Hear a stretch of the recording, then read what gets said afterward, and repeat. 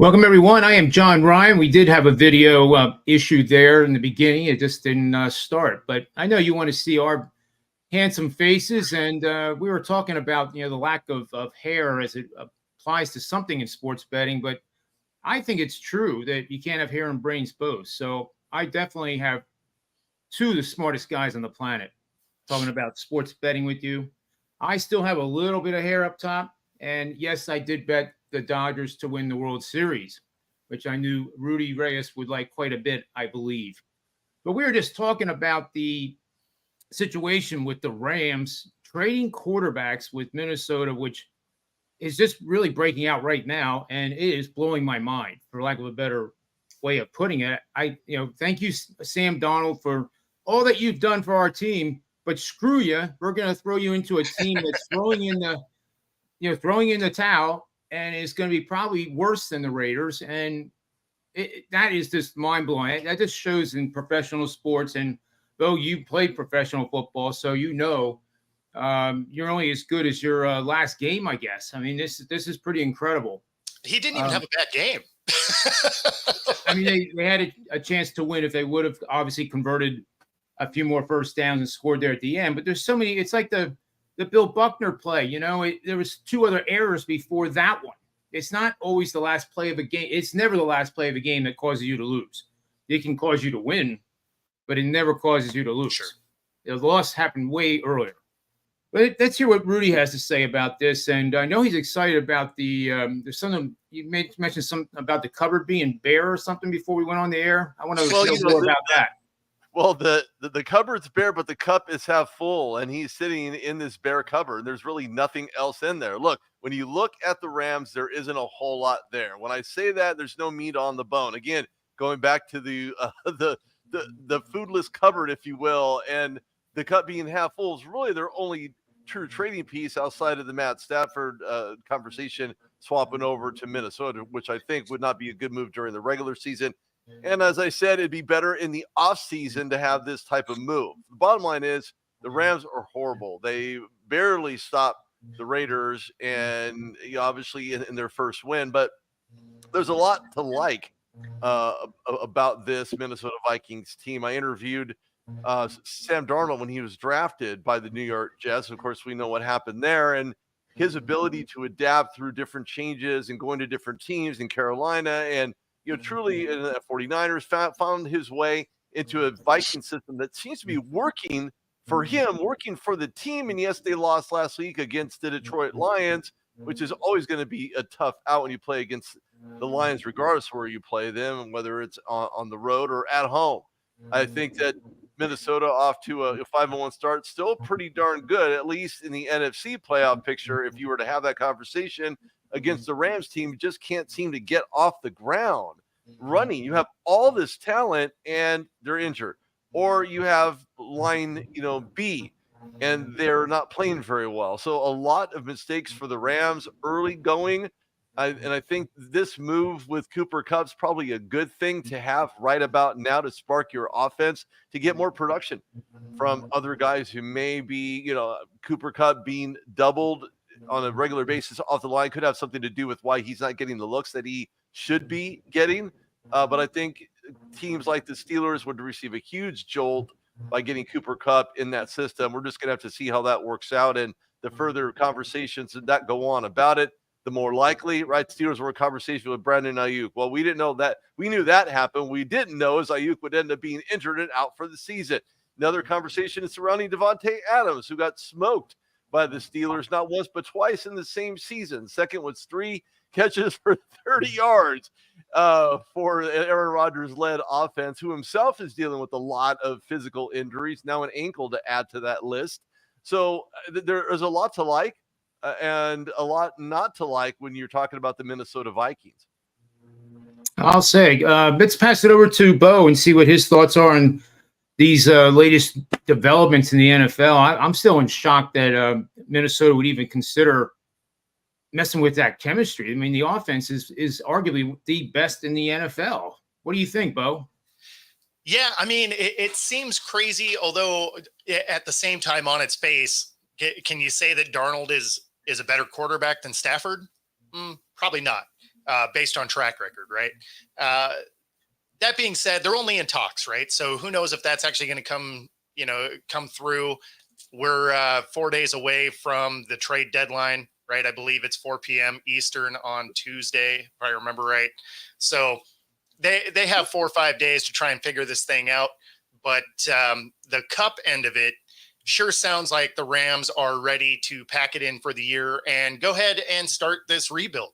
So the way that potential trade, I should say, has been outlined so far is it would be a quarterback swap where the Rams would get Darnold and the Vikings would get Stafford.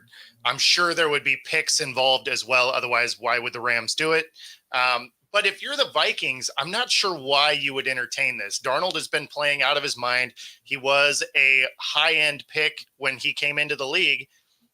So are you actually getting better? Plus, Stafford has an injury history over the last few years that the last thing you want to do is make this swap and then have him get hurt. Your backup is already hurt in JJ McCarthy. He's done for the year. So then who do you have? You could derail your whole season if you actually go through with something like this and Stafford gets hurt. So I don't love this look, but at the same time, the Rams clearly are moving on from the system that they currently have. If Cup is on the trading block, that means they're pretty much thrown in the towel, and that would make this Stafford conversation believable. Oh, it absolutely would. And the second thing that's blowing my mind, gents, is tonight's game is between the Rams and the Vikings. And the line has not moved. I would have thought by now it would be at like 4.5, Vikings being favored. I'm actually seeing a couple 2.5s. I mean, what's going on with that? That just absolutely is stunning. 80% of the bet tickets are on the Vikings, and it's hard to fade the Vikings right now, especially coming off a loss, a game they played very well, but they lost to Detroit. Certainly not an ugly loss, for sure. But I do if you're Stafford and they are thinking about moving you to the Vikings, do you just sandbag this game? Give yourself an extra win. I mean, does anybody play? I mean, that's the other question. I mean, like, you don't want to get the guy hurt if you're actually going to pull off this trade. Exactly. And what if you pull off the trade before the game tonight? That wouldn't make any sense to me either. But the Rams would want to do it before the game, I think, to make sure that the trade happens. And I mean, but even still, even if they get the trade to happen, you're gonna just switch sides. That you arrive with the Rams, and then you just walk over to the Viking sideline. I mean, it would be the battle of the backups then. Yeah, probably. I just don't see this happening. Maybe they could swap at halftime. I just don't know how. Just trade jerseys. Go through this. Yeah.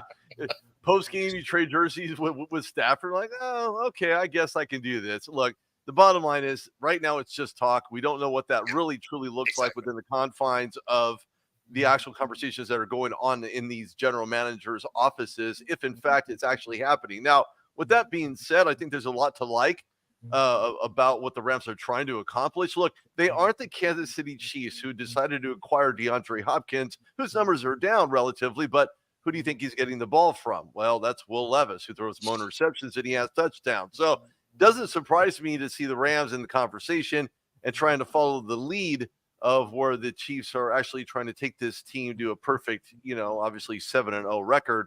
But they're not. And you got to work with what you have. And right now, the Vikings and Sam Darnold are working. Don't break up the band. This isn't the Beatles. Leave them alone. Let them do their thing. They're getting it done. They're doing it. They're 5-1. If they were in the tank like the Rams are, that's another story. That's a completely different story. But right now, just leave things as they are, as they should be, because it doesn't make sense to do anything else at this point. I mean, all things being equal, D-Hop is going to another quarterback that has more interceptions than touchdowns. So, well, and who's undefeated? His yards per throw and his ability and his escapability and the way what he can do off the snap of that ball off the line. It's running. Not apples to apples. It was just a funny stat. It's apples to oranges. Yeah, no, you're right. Yeah, you're absolutely right. I just Well, the think yards of separation that the Chief wide receivers are getting this year is much smaller than any other season that Mahomes has been there. So, not giving him a pass on having more interceptions than touchdowns, but they are finding a way to win, which is remarkable. So, well, we know what tonight's happened game. last year. Last year was the same exact way. Patrick Mahomes still didn't play all that well. Offensive line production was still all not that great, but who rescued them? The defense.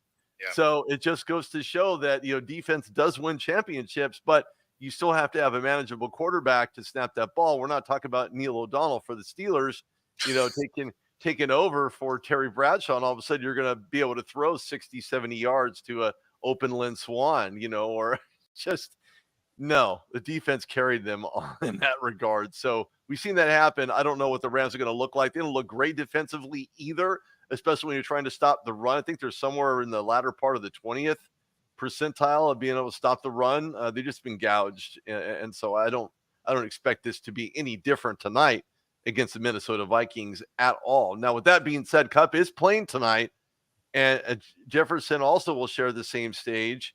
I think this is a battle of who can get the ball off, because we know the Rams secondary is a lot softer than the lights out, pass rush, happy, friendly defense that the Vikings have brought every single game on every snap. So this is going to be an interesting game. For me, if there was a pick I would make, if there was a player prop bet, I'd probably stick that to Cooper Kupp. He'll probably have one heck of a game. I'm expecting anyway.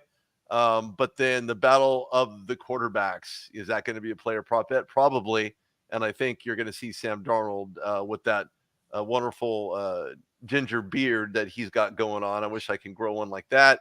Actually win this game. Actually do. That's another player prop bet as well, but that's just me. So I'm picking the Vikings to win this one, and pretty handily. I'll say maybe 21-14 on a good day. Well, I like that final score because I'm going to share some analytics on this game now. Thursday night football, home dogs have seen the under go 34-24 for 59% over the last 10 years. A dog priced as picked to 4.5 points has gone 14-27 straight up, 34%. Makes me want to take the money line with the Vikings. 17-24 against a number of 42%. Betting on road teams that allowed 30 or more points in their previous game and are outscoring their foes by 7 or more points per game. 41-16, 72%. Again, money line's kind of where I'm leaning here with the Vikings. I don't usually play money lines when it's -3. I like it -1.5, then it makes more sense. But 32-23 against the number for 58%, and a very strong 41-15 under 74% over the last 10 years. So, I think it makes total sense what you guys have been saying. The ball control for the Vikings is the key to winning this game. Limiting and minimizing big plays by Kupp, and grind the game and shorten it. And I like that final score of 21-14 quite a bit. And that would go way under the total. Yeah, no doubt about it. Don't forget, they have a very formidable running game with Aaron Jones. Obviously was over in Green Bay last year, but certainly has found his, still staying in the NFC North, but in a Vikings uniform. I mean, he's at 66, almost 67 yards in rushing. So that's pretty good. And he's faced the Rams multiple times in his established career, and outrushed them in every single one of them. So there's a lot to like about that score. And of course, another player prop bet you might want to throw out there is Aaron Jones. And I think he'll end up matching that. I've seen the line, he was under 114. So I'm probably going to take that. If I was a betting man, I would definitely take that and make some money. I think so too. Let's move on to another interesting story. The Philadelphia Eagles, boy, oh boy, they look really good. Well, no, they don't. They beat 2 horribly bad teams, and that's all they really did. They took care of business. I still don't know how good this team is, but I think we're going to get a lot of answers with them priced as a 2.5-point underdog playing against a desperate Cincinnati Bengals team that desperately needs to win this game. The Eagles offense, it's 6 straight games without scoring in the first quarter. Since 1980, there has not been one team to do this and make the playoffs. There's always a first, right? There's your first prom, your first dance, your first automobile. I don't know. I really just don't know what this team is all about, but I'm sure you guys have opinions. The Eagles come into this scoring 22.3 a game, 17th in the league. Their points per play is 21st. Obviously, that's the bottom half. There's 32 teams in the league. There's really no offensive stat other than the fourth down conversions, which most of those they shouldn't even gone for in the first place. They ranked 7th with 71%. It's mind-blowing that I can't take anything away from a 28-3 win over a dysfunctional multiple-year franchise in the Giants. Rudy, what do you think is the play here? I'm leaning Bengals already. I think it's grossly cheap because of the 28-3 win last week. Recency bias here is quite evident. Yeah, no, you're absolutely right. I think the Eagles certainly have issues, and their issues are being able to be consistent, to stay consistent, and because they're not consistent is one of the reasons why they're in a situation that they're in. However, a win is a win. Whether you're talking about the Giants, the Eagles, and any other of the 28 teams in the NFL, a win is a win, and you're going to take it. But with that being said, I think there's a lot to like about this pick. I think the Bengals have back-to-back wins also over two horrible teams that the Eagles have beat already during the regular season. So they're going to face one another in Cincinnati. It's a rumble in the jungle. And even though Cincinnati's taken this on the chin, the Eagles have also taken this on the chin or the feather, whichever one works for you. Both in division races have been very, I want to say tumultuous. Is that even a word people can understand? No, they've been absolutely flat out horrible. So I'll break that word down real quick. Look, right now, more sports books are looking at the under for the Bengals. Maybe they'll cover, maybe they won't, but they're at home. So I like that, but I also like the fact they could be the favorite as well because the Eagles are on the road. Now, there are different logarithms, and they all say that, you want to go over or under 47.5. I think that's a good number. I don't think that's unrealistic of a number, considering both teams have been absolutely horrible. And both of these rosters have been built on stars, right? We know that, stars will win championships. You mentioned the Dodgers in the bet you've made there, picking the Dodgers to win the World Series. They both have talent like that, but they really haven't been seen. They're almost been missing throughout this regular season. Unless you get Saquon Barkley to run off the line and rank up 200-plus points, it's really the only way you're going to get this team to win and put it in an offensive momentum to take on the rest of the regular season.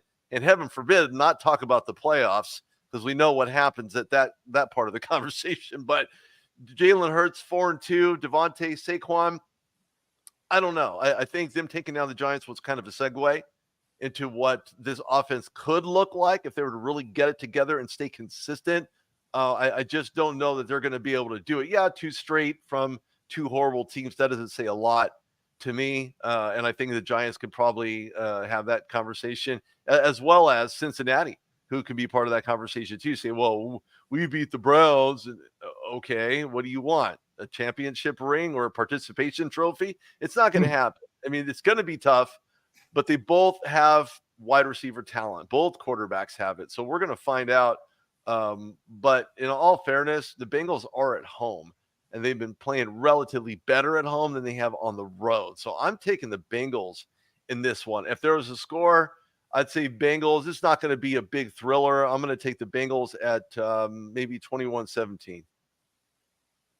I like it quite a bit. The offense of the Eagles is just not right, and neither is the defense. The back end of that secondary is very questionable, and Burrows is, I think, a much better quarterback than Jalen Hurts on any given day. Hurts has his special games historically. Yes, he can really get the job done, but has he done it now? No. He threw 14 passes in that win over the Giants. You're not going to win in the modern profile of the game by throwing 14 passes a game. We're not in the 1950s anymore, and that's a big concern going to Cincinnati, because without Saquon, the Eagles are lucky to be 4-2, and it's because of him and because of him alone. Maybe Jalen Carter a little bit. I'll add to the conversation for some of the big disruptive plays he has been consistently making. But you can't win at the NFL or any level, even 10-year-old Pop Warner football. You need the whole team, not just one player to do well. But, Bo, tell me more about this game and who you're leaning on. Yeah, I have the Eagles here. And mostly because the Bengals don't play defense at all. So both offenses can score. They've been sputtering, kind of underperforming based on what it is we would expect to see out of them. But when you look at the two defenses, I trust that Eagles defense, although not been great either, far more than the Bengals. So I'm going to go with the Eagles here to win outright. The 47.5, that's a tough line. That's a tough line because I think that's probably about right. Vegas is, they're pretty good at their job.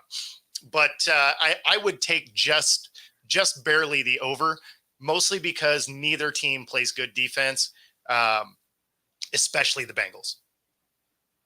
Yeah, the 47.5 sounds pretty cheap, but then I'd almost rather do a prop bet, do the Eagles score in the first quarter and play yes.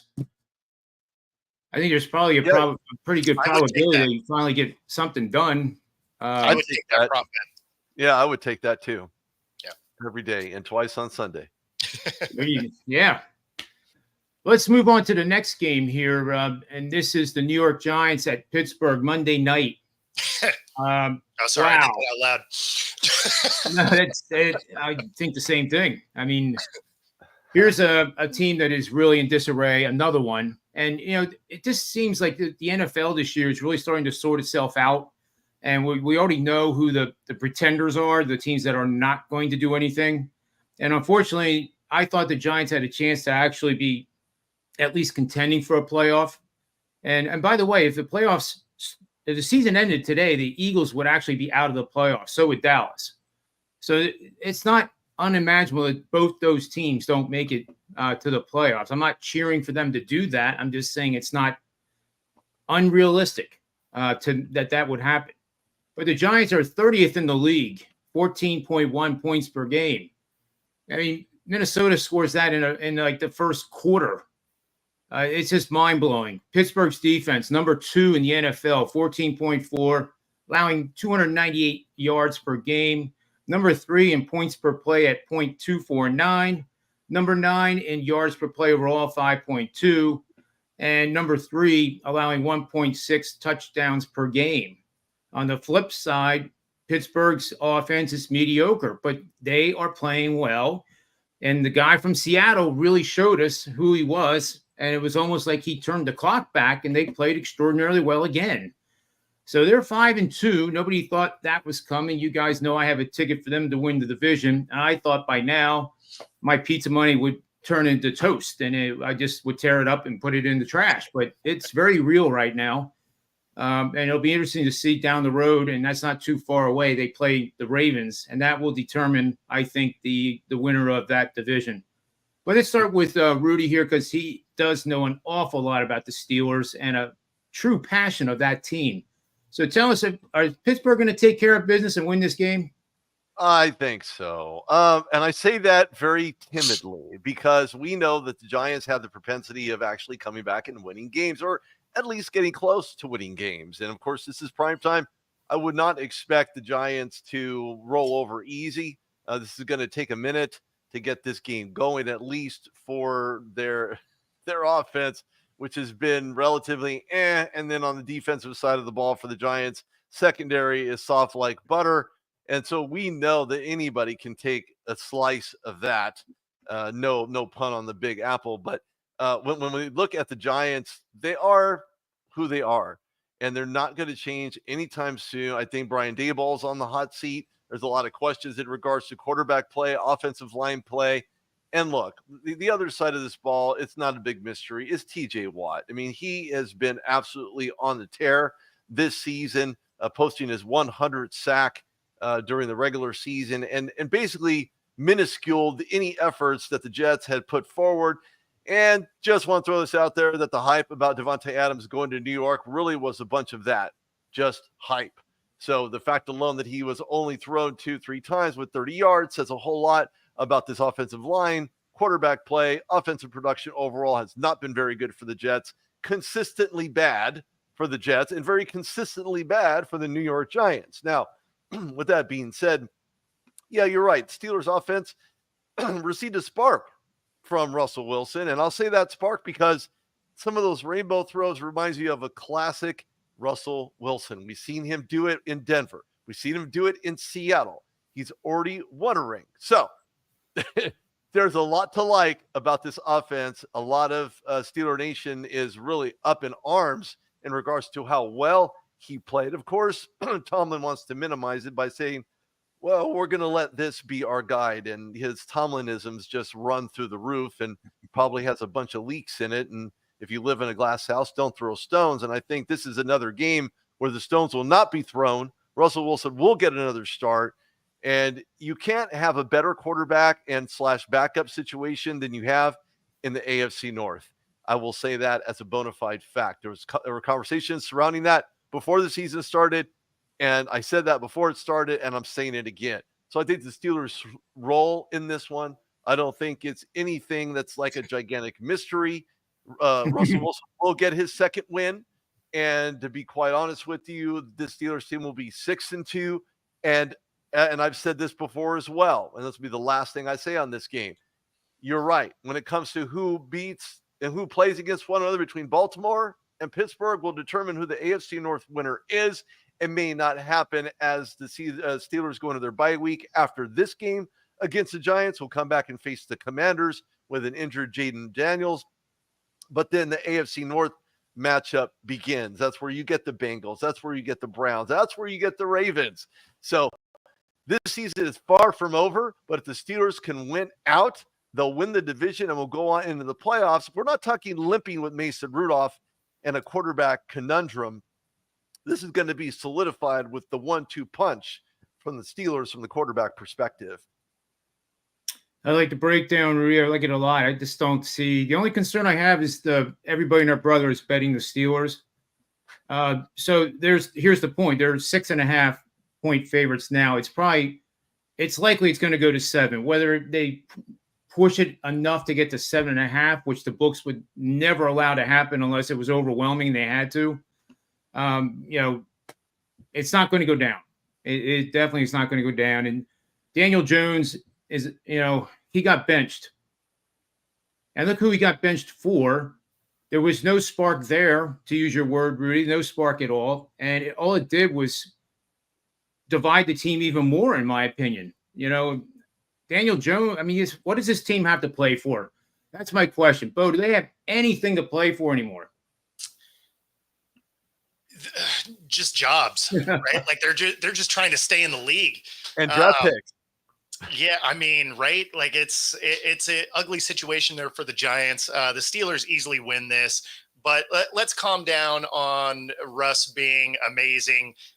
He got bailed out a lot on Pickens ripping balls away from defenders on those rainbow throws. They were not the way that they used to be when we saw them before, where your guy was the only guy that really had a shot because it dropped from the sky over into a perfect spot. You saw Pickens ripping the ball away from defenders on 3 or 4 occasions. So those are balls that could have easily gone the other way. And kudos to Pickens having strong hands to be able to do it. But, I wouldn't say I wouldn't say that Russ is that dude yet. That being said, he's going to get this start and he's going to beat up on a bad Giants team that realistically is probably going to fire their coach and release their $40 million a year quarterback. So this should be an easy win for a team that is finally starting to find some offense. No, you're right. And to your point, a lot of those balls were gimme throws. I mean, they could have gone either way, right? Sometimes you have to play on the ball. Sometimes you play on the receiver. You can't get too handsy and have to recognize that, refs are looking at that stuff on a regular basis. Every time that ball snapped, they are eyeballing you. That's why they're line judges for that exact reason, whether it's the wide receiver or cornerback, offensive pass interference. We've seen that more often called this season than we have in any previous season because they're scrutinizing those types of physicalities that happen down the line, right? So And you're right. Russell Wilson, maybe not throwing the bombs or maybe the long, short passes, but he makes them count and he knows where Pickens is going to be. So he throws the balls up there knowing where he's going to get them. And the fact alone that he fought for that and having like a Lynn Swan type of catch against the Jets last week was absolutely amazing. Do I see more of that? Quite possibly, because again, secondary is very soft. Corners are not very good. So I see a similar game plan going into this Giants game. Yeah, the thing you worry about with Russ is you need to see significant growth from last week on the short throws where he was skipping balls to receivers behind the line of scrimmage. Throws that were only 10 yards away were bouncing almost 5 yards short. Those are things that are worrisome, right? Because not only are you not moving the chains, but those are balls that get picked off. So, I mean, when they're that short, linemen get their hands on those. So there's definitely some growth that you need to see from Russ. Obviously, this was his first start of the season. So you assume that it's not going to be great. But yeah, so you're going to be looking at Russ a lot to see just week over week growth. But at least he gets to do it against one of the worst teams in the league. Right. It's like practice. Exactly. I think West Coast Wen is booing me, and I hope he is booing me because I'm wearing the Dodgers hat. That's okay. I read something this morning. Barry Bonds loved playing in LA, and the reason is that the fans would chant, "Barry sucks." And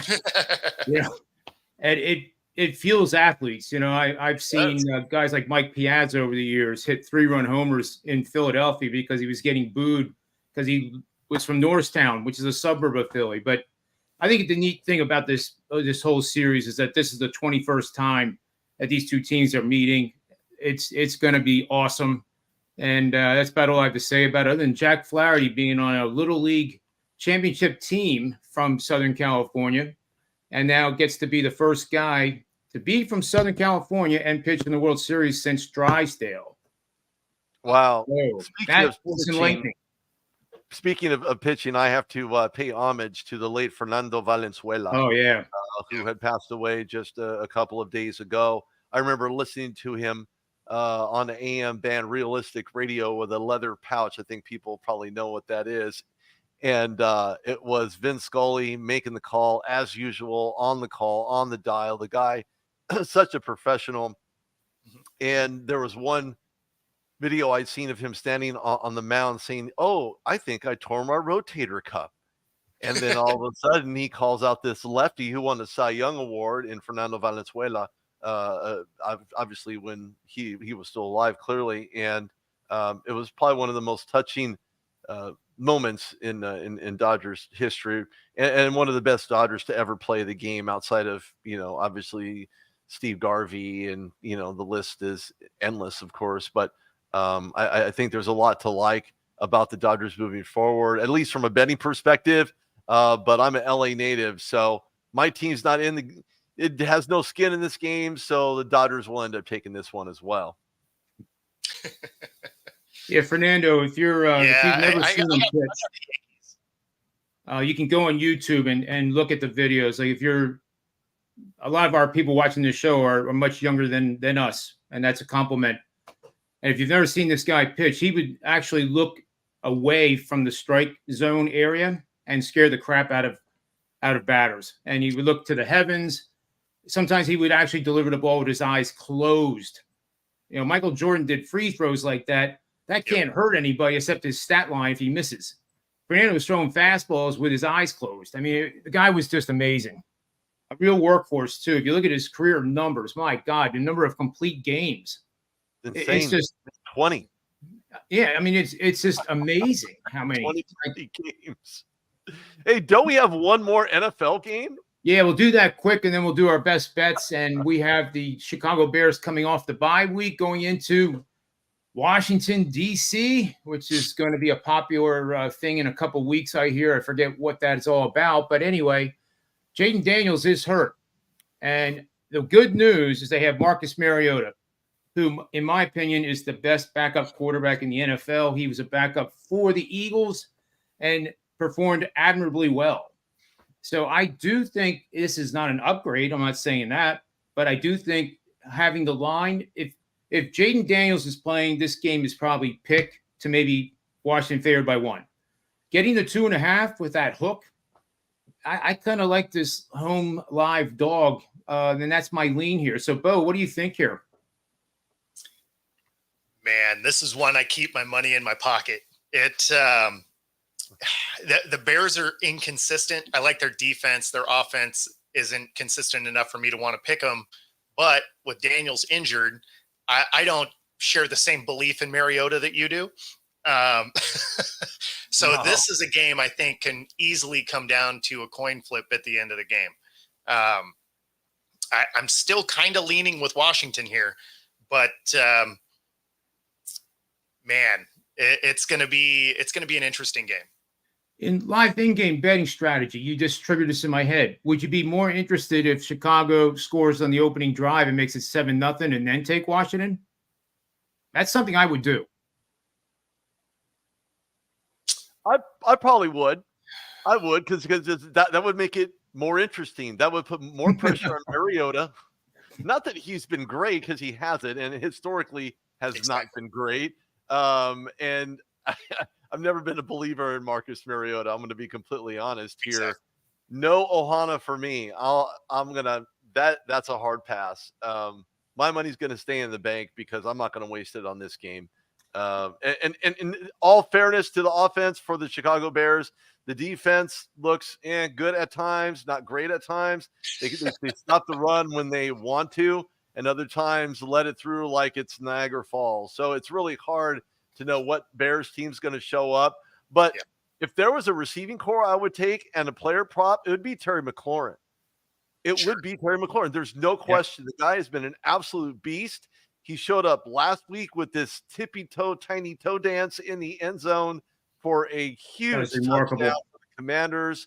He had 1 touchdown, and that's really all he needed, which is what I said he would go off, and sure enough, he went off and got a touchdown. So I would still put that player prop bet on Terry McLaurin. Again, despite the change of the guard, no pun intended, with the guy under center, even if it is Marcus Mariota. And they still are the number 1 scoring offense in the NFL. Granted, with Jaden Daniels under center. But they have so many weapons that I almost want to think that one of us could be under center and get it done. Well, and that lets Mariota have a shot, right? And of course, Wen doesn't like my comment here because she likes the Ducks. But but at the same time, Mariota he's just not that guy. But the Bears aren't that team. So I'm leaning to Washington to win at home, but again, it's a field goal or less kind of game. Yeah, I agree. Yeah, I think it's I'm going to have to pick on that. Now, don't forget, Jaden Daniels is questionable with his rib injury, and I think he takes one hit too many, despite being a young rookie quarterback. Almost, I'm not going to say phenom because that really is pushing the envelope, but he's been playing nearly lights out in every game that he's played all season long. If he gets hit once and he goes down, that's it. And they're going to pull him, and Marcus Mariota is going to start. But I think Jaden Daniels is going to get the start. I just don't think he's going to get the finish. He'll leave that to Mariota to see if he can finish and finalize this game the way that Jaden Daniels did. Because if he does play and that pocket's clean, he's going to pick them apart more often than not. Agreed.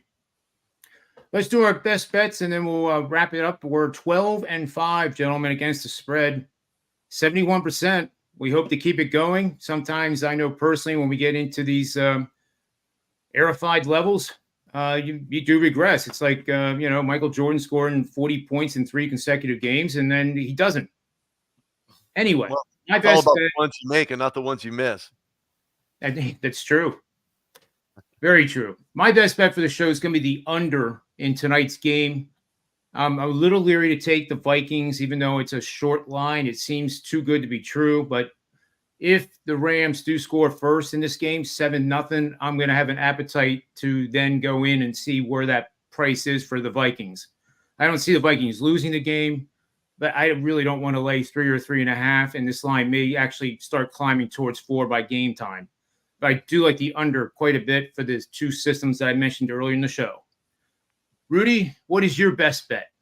I'm going to say Aaron Jones. He gets it done tonight. I mean, he racks it up. I would say go over 100 yards easy tonight against a team who has been having issues stopping the run or stopping the kitchen sink. So I'm going to take Aaron Jones as my over. Now, as far as an under is concerned, that's tough. There's a lot of games that have unders right now.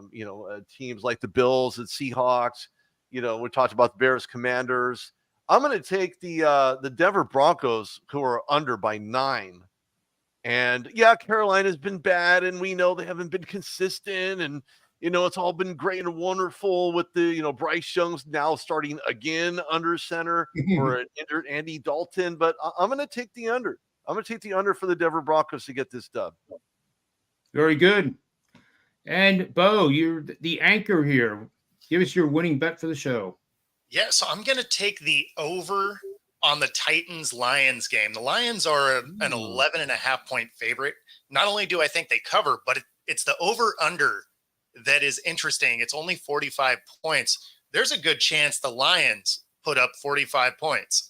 So I'm going to take the over of this Lions-Titans game, especially with a Titans team that is just getting rid of pieces. You're starting Mason Rudolph. You just got rid of D-Hop. This is an offense that won't be on the field very much. This Lions team's going to eat.